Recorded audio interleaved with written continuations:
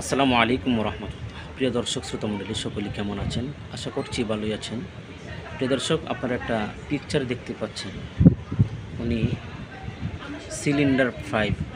Cylinder নিয়ে নাকে pipe লাগানো অবস্থায় উনি একটি ব্যাটারি চালিত গাড়ি চালাচ্ছেন।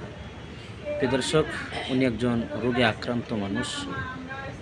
উনি হয়তো হাঁফানি আছে, শ্বাসকষ্ট নিয়ে উনি খিদার তাড়নায় উনি রাস্তায় নামতে বাধ্য হয়েছে।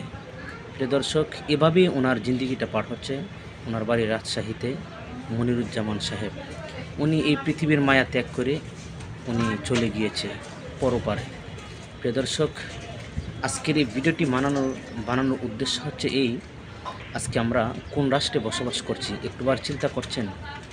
বিষয়টি হচ্ছে, উনি একজন রোগে আক্রান্ত মানুষ। উনি আজকে এভাবে পেটের দায়ে রাস্তাঘাটে এভাবে সিলিন্ডার নিয়ে উনি নাকে অক্সিজেন লাগিয়ে ওনার খাবার জোগাড়তে হচ্ছে। তো আমার প্রশ্ন হচ্ছে, আমরা কোন রাষ্ট্রে বসবাস করি? আমরা যে এই দেশের একজন নাগরিক, আমাদের কি প্রমাণিত আছে? এটি হচ্ছে আমাদের প্রশ্ন। ওনার আশপাশে হয়তো ওনার লোকসবল আছে, ওনার আশপাশে দায়িত্ব মানুষরত রয়েছে, কিন্তু ওনারও ইচ্ছা করলে ওনার দায়িত্ব নিতে পারতো একজন মানুষের।